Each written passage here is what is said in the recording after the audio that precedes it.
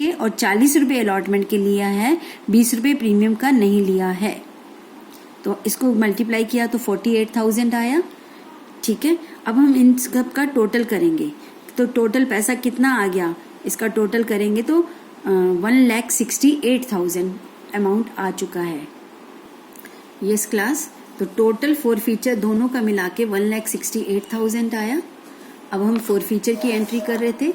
Four feature की entry में देखिए, यहाँ तक मैंने समझा दी थी। सिक्योरिटी प्रीमियम रिजर्व यहाँ हो गया था।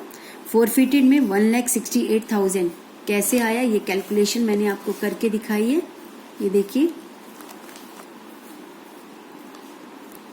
ठीक है। अब आता है कि जो पैसा नहीं आया, अलॉटमेंट का कितना नहीं आया और फर्स्ट एंड फाइनल कॉल का नहीं आया। ये वो चीजें हैं जो नहीं आया। फोर फीचर में वो है जो आ गया। जो नहीं आया वो भी अब आपकी एक बार टेबल बन गई है जब ये वाली, तो ये मैंने लिखा था ना टेबल में, नोट रिसीव्ड। सीतारमन का कितना नहीं आया, 2 लाख। हरमन ने तो अलॉटमेंट दे दी थी। और फर्स्ट कॉल का दोनों का मिला के कितना नहीं आया, 1,92,000। इसका मतलब अलॉटमेंट का दोनों का मिला के, इसका तो था ही नहीं, 2 लाख नहीं आया और फर्स्ट कॉल का 1,92,000 नहीं आया। तो यही टेबल जो है आपकी बार बार इस्तेमाल में आ जाएगी फोर फीचर में भी। तो आपने एंट्री करी शेयर अलॉटमेंट का पैसा जो नहीं आया, 2 लाख रुपए, अभी मैंने आपको दिखाया।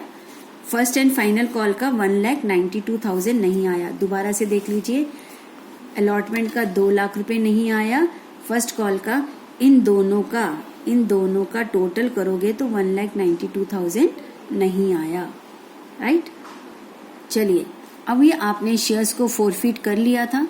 फोरफिट करने के बाद क्वेश्चन में लिखा है कि टोटल 4,000 और 4,800 शेयर्स में से आपने केवल 4,200 शेयर्स लिखा ना, 4,200 फोरफिटेड शेयर्स आर री इशूड एट ₹100। तो 4,200 को 100 से गुना करेंगे तो बैंक अकाउंट डेबिट 4,20,000 आ गया। इसके साथ एक लाइन लिखी है, treated as fully paid up. 100 रुपये देकर हम मानेंगे अब आपका पूरा 100 रुपया आ गया। तो इक्विटी शेयर कैपिटल में वो अमाउंट लेते हैं जो treated as fully paid up लिखा है तो वो लिखा है, कोई अमाउंट लिखा है तो वो लेंगे। आगे क्वेश्चंस में आपको ये पॉइंट क्लियर होगा, ध्यान रखेंगे। तो यानी 100 रुपये का ही शेयर्स था तो इक्विटी शेयर कैपिटल में 100 गुना, तो यहाँ पर हमारे को कोई नुकसान नहीं हो रहा है। यहाँ कंपनी जब दोबारा से शेयर्स को बेच रही है तो उसे पूरा पैसा मिल रहा है, कमी नहीं पड़ रही। क्योंकि अगर कमी पड़ती तो यहाँ हम फोर फीचर से ले लेते डेबिट करके, यहाँ कोई कमी नहीं पड़ी। इसका मतलब है 4,200 शेयर्स पर जितना फोर फीचर अकाउंट में पैसा बचा था वो सारा बच गया। तो जो पैसा बच जाता है री इशू करने के बाद, उस पैसे को कैपिटल रिजर्व में ट्रांसफर कर दिया जाता है। तो एंट्री क्या है, forfeited share account debit to capital reserve. देखिए ना, यहाँ पर क्रेडिट था फोरफिटेड, ठीक है, यहाँ डेबिट हो गया। इस अमाउंट को रूल है कि उसे कैपिटल रिजर्व में ट्रांसफर करो, केवल वही वाला अमाउंट। जबकि यहाँ हमारे पास फोर फीचर में कितना पैसा पड़ा है, 1,68,000, लेकिन हम सारा पैसा ट्रांसफर नहीं कर रहे हैं, 1,50 कर रहे हैं। क्यों? क्योंकि अभी हमारे कुछ शेयर्स अनसोल्ड हैं, री इशू नहीं किए गए हैं।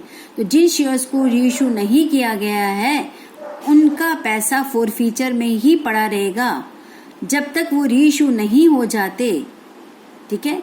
और जिन शेयर्स को री इशू कर दिया जाता है उनका जो फोर फीचर अकाउंट में पैसा होता है, यहाँ क्रेडिट है, उसे डेबिट करके खत्म कर दिया जाता है और कैपिटल रिजर्व में ट्रांसफर कर दिया जाता है, क्योंकि ये अब बिजनेस का कैपिटल प्रॉफिट बन जाता है, ठीक है। अब ये 1,50,000 की रकम कैसे आई, इसको देखना है।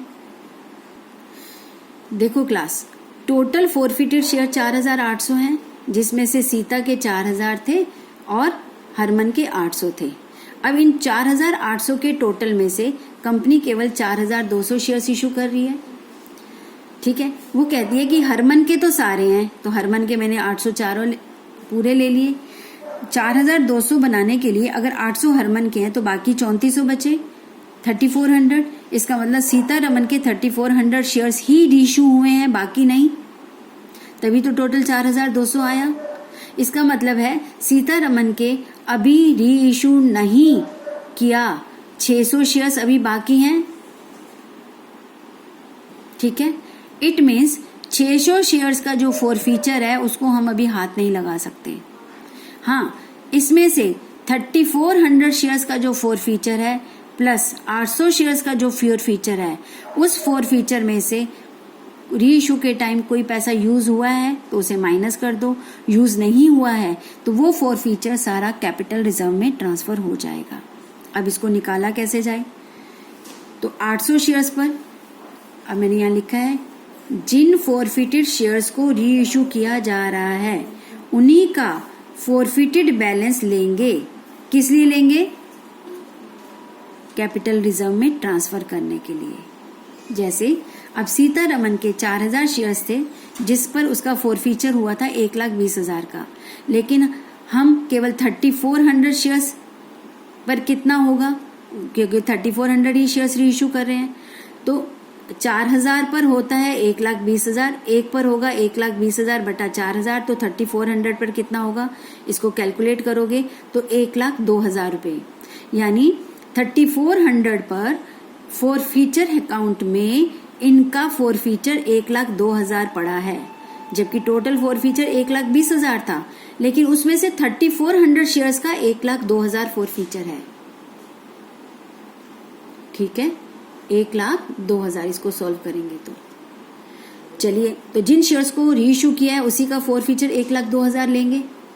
हरमन का 800 शेयर्स पर 60 रुपए के हिसाब से पैसा आ चुका है, यानी उसका 48,000 फॉरफीचर है, इसका सारा ले लेंगे क्योंकि हरमन के सारे शेयर्स री इशू कर रहे हैं ना बेटा।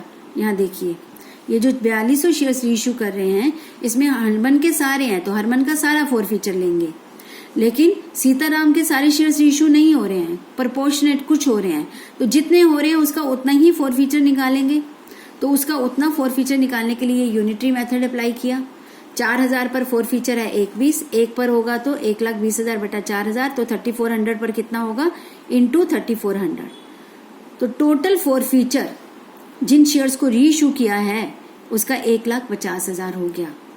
इट मीन्स अब हम 1,50,000 पैसा हमारे पास बच गया, इसमें से कुछ भी पैसा री इशू के टाइम यूज नहीं किया, तो ये पैसा according to rules share forfeiture से निकालकर कैपिटल रिजर्व में ट्रांसफर कर दिया जाता है।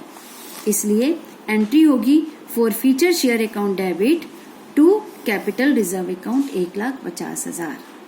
ठीक है बेटा, इसमें थोड़ा टाइम लगा है क्योंकि आपको एक एक चीज समझानी पड़ रही है।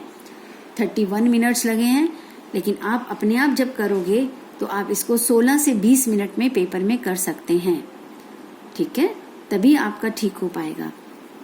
चलिए, थैंक यू। अगली क्लास में अगला कोई न्यूमेरिकल करेंगे।